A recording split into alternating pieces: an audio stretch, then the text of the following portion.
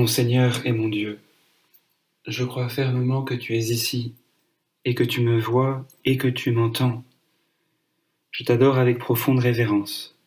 Je te demande le pardon de mes péchés et la grâce de faire avec profit ce moment de prière. Marie, ma Mère Immaculée, Saint Joseph, mon Père et Seigneur, mon ange gardien, intercédez pour moi. 10 minutes. Je n'ai que 10 minutes pour t'aider à entrer dans le mystère caché de cet évangile.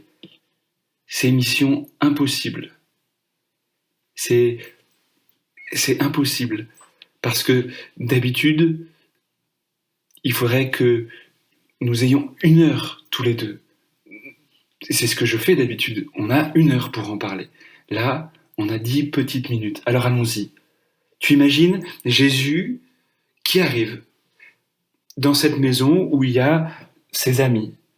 Marthe, Marie, et on n'en parle pas, mais il y a aussi Lazare. Sauf que Jésus, quand il arrive dans une maison, c'est un type, il arrive avec 12 copains, les 12 apôtres. Et ces 12 apôtres qui ont un estomac plutôt exigeant, parce que c'est des pécheurs. Donc t'imagines que Pierre, André, Jacques et Jean, quand ils mangent, ils ne se contentent pas d'un petit haricot vert accompagné d'un radis et d'une feuille de salade. Il faut les nourrir. Et donc, Marthe, qui se rend bien compte, eh bien, elle s'affaire. Et donc elle s'agite, elle prépare les différents plats, elle prépare le pain, elle prépare l'huile, elle prépare la table, et elle fait des allers-retours à la cuisine sans cesse pour pouvoir servir Jésus et pour pouvoir servir ses apôtres. Il faut bien qu'ils mangent, n'est-ce pas? Sauf que la première fois qu'elle passe, elle se dit, tiens, voilà ma sœur qui est là, au pied du Seigneur, au pied de Jésus, et qui semble pas vouloir m'aider. Puis la deuxième fois, elle passe, et elle se dit, mais elle m'a quand même bien vu. La troisième fois, cette pensée qu'elle a eue s'exprime par un soupir quand elle passe à côté de Marie. La quatrième fois qu'elle passe, c'est pour dire à Marie, mais bouge-toi, fais quelque chose. La cinquième fois qu'elle passe, elle lui donne un petit coup de coude en passant comme ça, avec un petit regard qui dit, viens m'aider. Et Marie, elle est complètement fascinée par ce que le Seigneur est en train de dire. Elle est complètement prise par le discours du Seigneur. Autant Marthe est accaparée par les occupations du service, autant Marie, elle est assise au pied du Seigneur et elle est complètement attentive à l'écouter.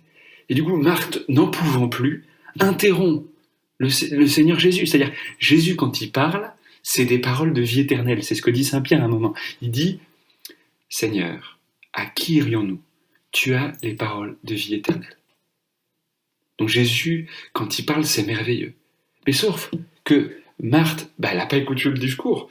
Et du coup, elle est capable de l'interrompre. Et alors tout le monde est un peu gêné, il dit, tiens, mais et elle lui dit, Seigneur, cela ne te fait rien que ma sœur m'ait laissé seule faire le service, dis-lui donc de m'aider. Alors on imagine les gens un peu gênés à table, oulala, il y a un conflit dans la famille, etc. Et tout le monde se dit, bon, on va peut-être faire quelque chose. Donc t'as Pierre qui se lève, qui commence à ramasser les assiettes, t'as Saint Jean qui va chercher dans la cuisine des carafes d'eau. Non, c'est pas ce qui se passe. C'est pas ce qui se passe. Parce qu'on se dit, c'est vrai que c'est pas juste. C'est pas du juste, comme disent les enfants. Regarde, maman, moi j'ai mis le couvert, et l'autre, il a rien fait depuis le début du repas. C'est pas du juste. Ou alors, tiens, un tel, tu peux aller chercher ça. C'est pas du juste. Moi, je me suis déjà fait plusieurs fois depuis le début du repas pour aller chercher le pain et l'eau, et lui, il a rien fait. Et là, donc, on se dit, mais c'est pas juste. Sauf que c'est pas ça que dit Jésus. Jésus, il semble confirmer l'injustice. Il dit, Marthe, Marthe, tu te donnes du souci et tu t'agites pour bien des choses. Une seule est nécessaire, Marie a choisi la meilleure part, elle ne lui sera pas enlevée. Alors là, je comprends rien. On me dit que le christianisme, c'est la religion du service, c'est la religion de la générosité, c'est la religion où on s'occupe de l'autre, c'est la religion de la charité.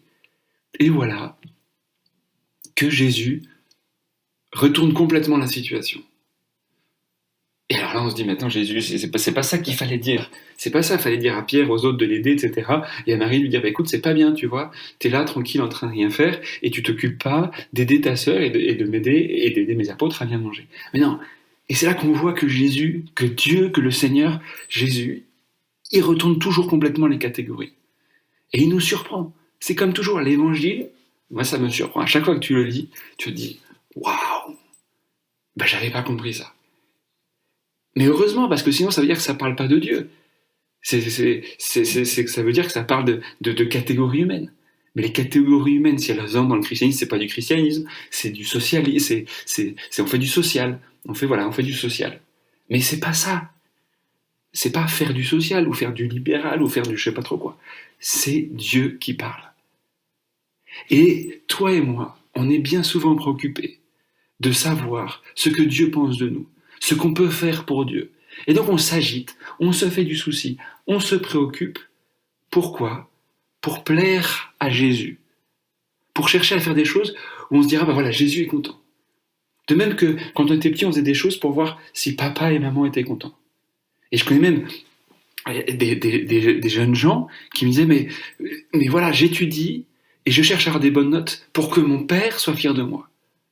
Et donc je vais faire ces études-là parce que je sais que ces études sont celles qui feront plaisir à mon papa. Oui, mais c'est pas ce que tu aimes faire. Peu importe, comme ça j'aurai la reconnaissance des autres. Et donc j'agis non pas comme quelqu'un de libre, mais comme un mercenaire qui attend d'être payé en retour. Ou alors, je le fais par devoir, parce que c'est ça qu'il faut faire. Pourquoi tu le fais ? Non, mais parce que c'est ça. Et pourquoi ? Parce que c'est comme ça qu'il faut faire. Ah bon, d'accord, si c'est comme ça, très bien. Mais Jésus rentre dans ta vie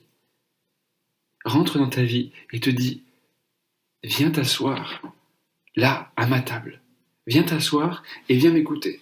Et alors nous, on est préoccupés on se fait du souci de ce qu'il faut faire pour Dieu. C'était le drame des pharisiens. Tout ce qu'il fallait faire pour Dieu. C'était le drame de ces gens-là. Ils avaient dénaturé la religion. Et nous, c'est pareil.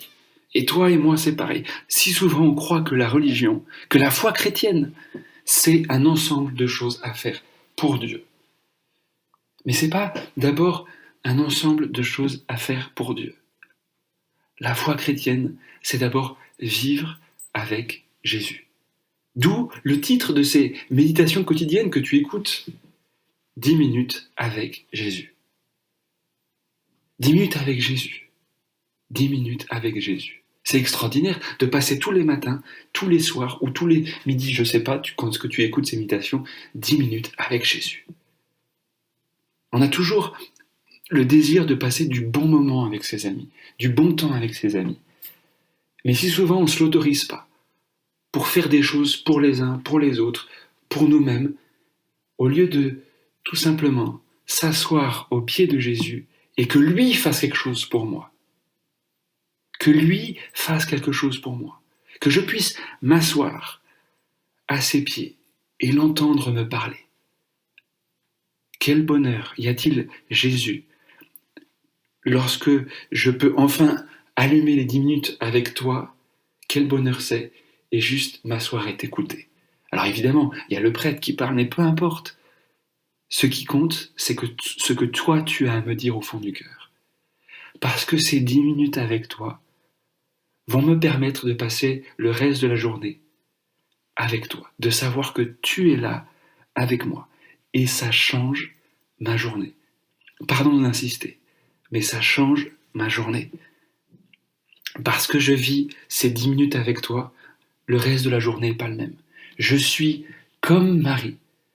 Tu es dans ces 10 minutes-là que nous sommes en train de vivre avec Jésus, tu es comme Marie. Tu as choisi la seule chose qui est nécessaire, la meilleure part, celle qui ne te sera jamais enlevée.